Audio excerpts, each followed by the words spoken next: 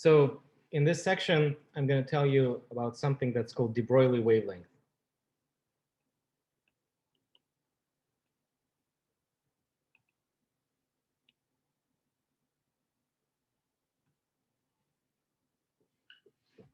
So recall that when we talked about photons,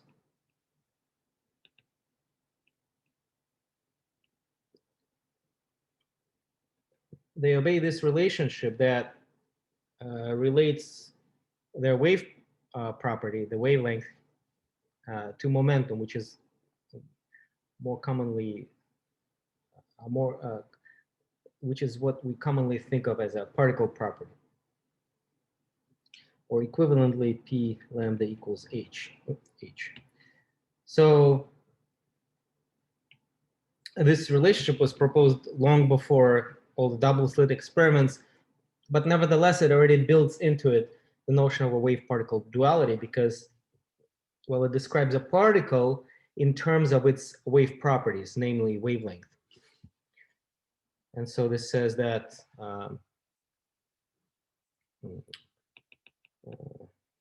light particles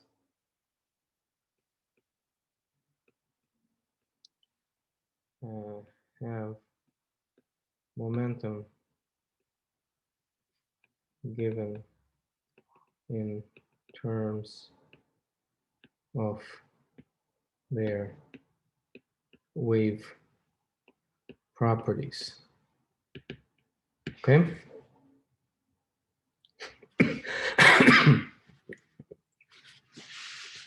So particles behaving, so photons are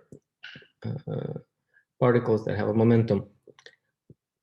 So then came this guy named de Broglie. I'm not sure how to really pronounce his name. He was a Frenchman.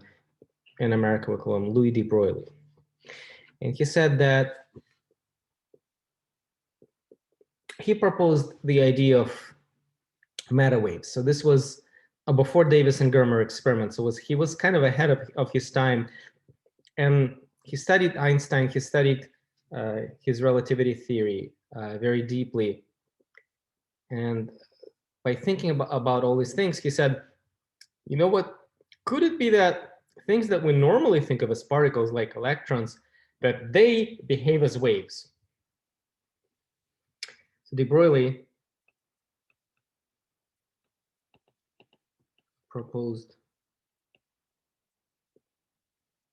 that matter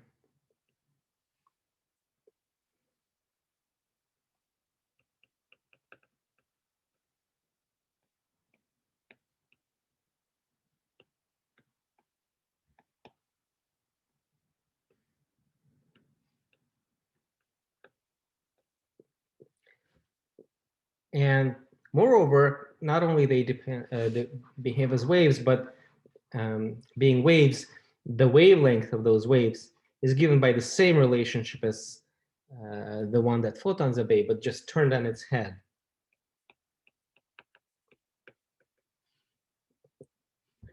This was kind of weird. I mean, what do you mean electrons behave as waves? And so he called these matter waves.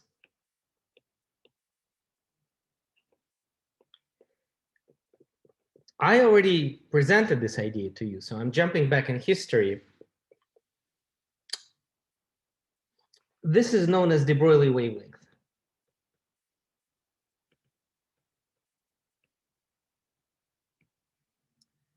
This kind of thing is known as de Broglie wavelength. So note that photons, their wave properties give us momentum, which is what we commonly think of as a particle property, and electrons and other particles,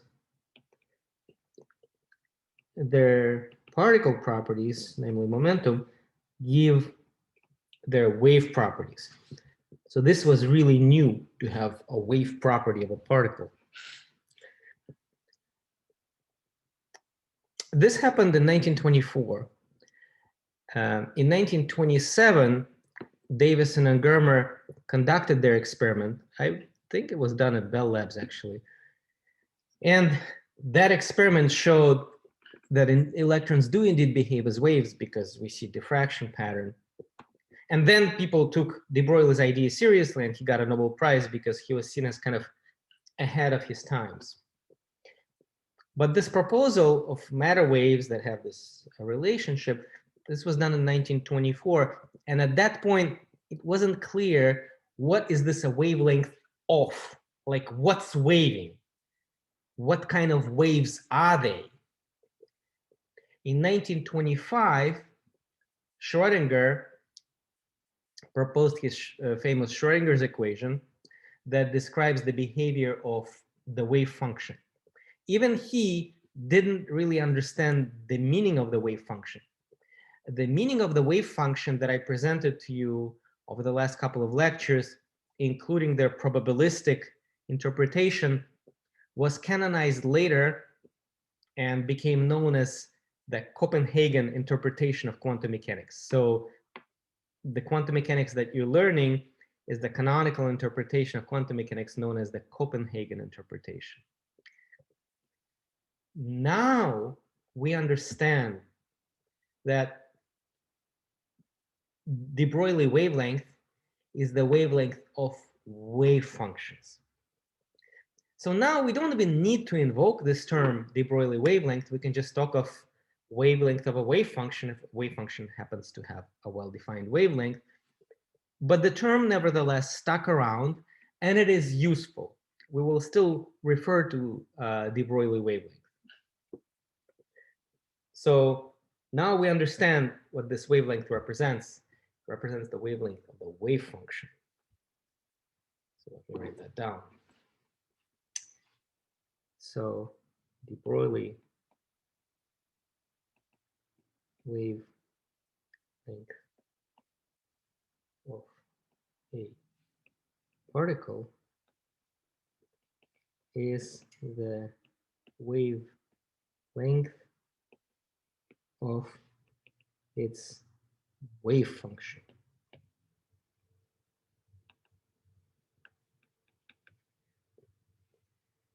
Now, wave functions are complex wave functions, a complex value.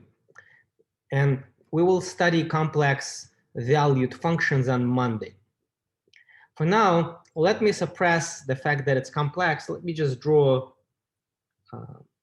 a simple sinusoidal wave function, sinusoidal wave. When you look at a thing like this, you can easily identify the wavelength. And so if the wave function has this kind of a form, or in 3D, it would be a planar, it would be a wave function with planar wave fronts. That's why it's called a plane wave. You have a particle with momentum p, then its wave function is a plane wave with the wavelength given by de Broglie relation. Not all waves have a clearly defined wavelength. So what if I draw you a wave that looks kind of like this? So this one is moving with velocity v. Let's say this one, it's a pulse. It's a pulse. Imagine you pluck the string and a pulse will be propagating on the string.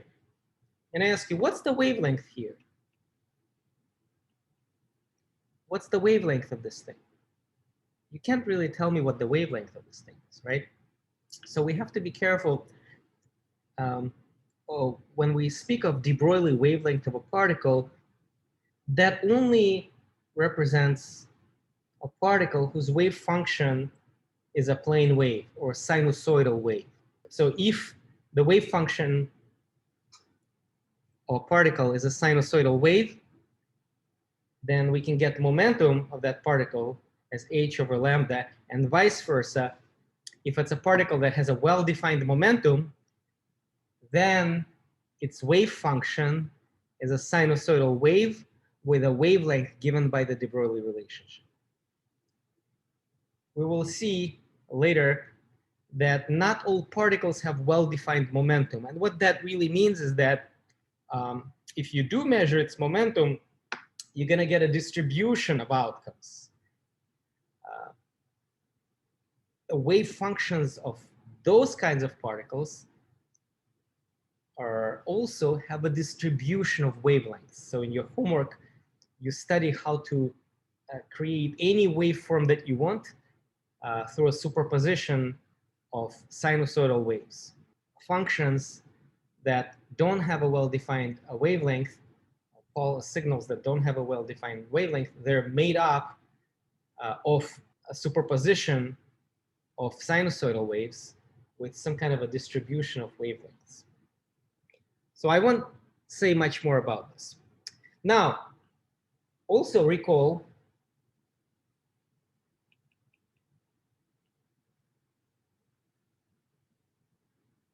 that for photons, this relationship also applies.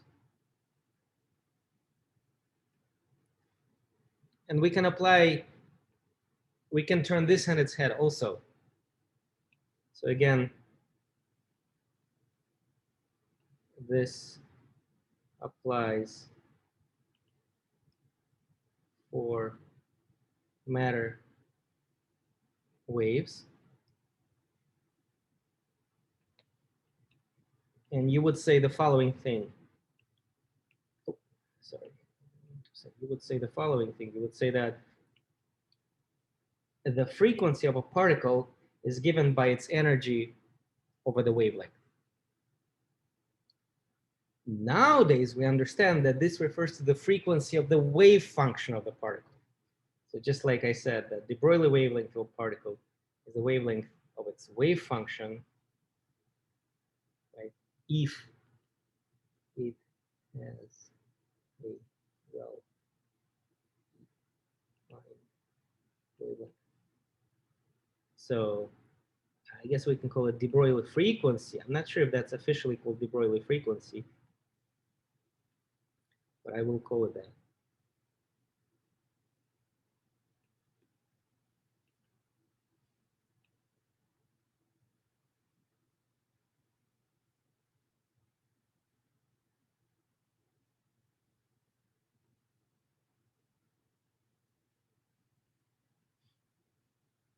If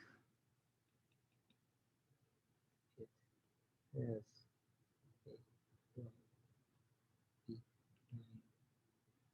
frequency. So this axis was x, spatial axis.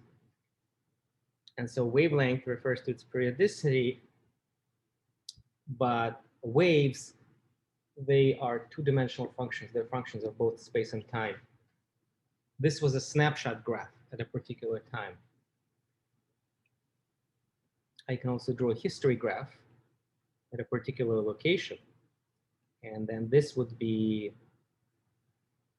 the period, and the frequency is 1 over the period. Okay? So in parallel to the wavelength momentum discussion, I could say that if a particle has a well-defined energy, then its wave function will be a plane wave with the frequency given by this relationship.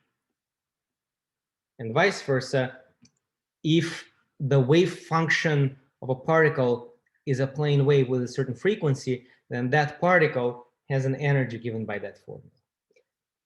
Not all particles have a well-defined energy. And that means that if you measure energy of such particles, you're going to get a distribution, not always the same value. Then the wave function of such particles are not plane waves, and they're made up of a superposition of plane waves with different frequencies, and they will not be purely sinusoidal in time. And again, we will explore that more. Just one final comment. More commonly, the quantities that are used are not wavelength and frequency, but rather wave number and angular frequency. I will start with angular frequency. So more commonly,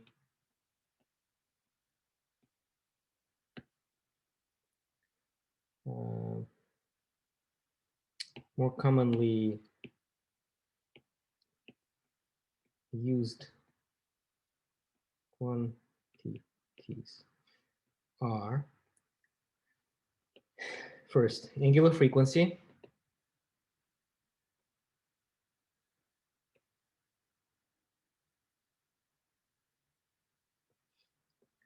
Do you remember the definition of angular frequency from Phys 2? 2 pi f, which is 2 pi over the period. If frequency is number of cycles per second, angular frequency is number of radians per second.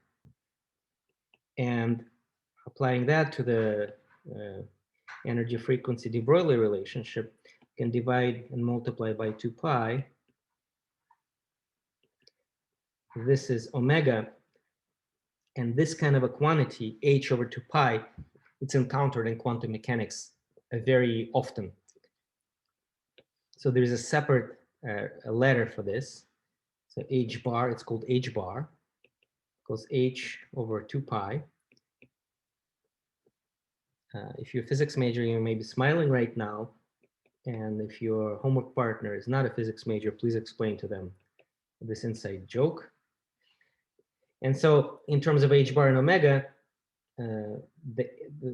this is the de Broglie relationship between energy and the temporal periodicity frequency.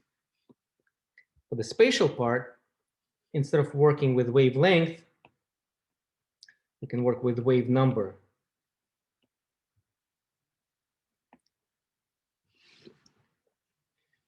Wave number is defined as 2 pi over wavelength. So what period is to temporal periodicity is what wave number is to the spatial periodicity. So while 1 over the wavelength, it's like the equivalent of frequency, refers to the number of cycles per meter, k refers to the number of radians per meter. So if I have something like sine over 2 pi over wavelength x, it's easier to write it as sine kx. It's just easier. Think of it as, don't worry about its physical meaning. Students tend to be really hung up on, but I don't understand the physical meaning of k.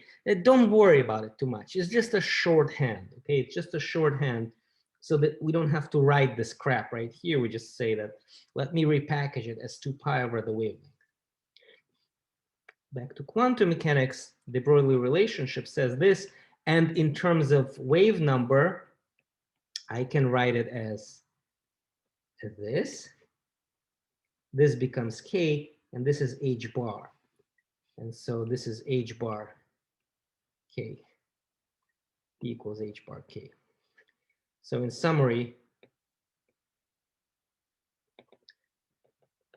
P equals h bar k, and E equals h bar omega. So if you're really concerned about the physical meaning of wave number in quantum mechanics, not for waves in general, but in quantum mechanics specifically, k is basically the momentum of a particle, except that there is a need for a unit conversion. H bar is just a unit conversion. Aside from units, k is a measure of momentum of a particle. And similarly, angular frequency of the wave function, omega of the wave function, is basically the energy of the particle since units. H bar there is just to convert units. So that's another take on the physical meaning of wave number, at least as how it applies to quantum mechanics. Wave number is basically the momentum, wave number of a wave function is basically the momentum of a particle, except that units need to be converted. H bar is there to convert units. Okay, all right. So that's part 2.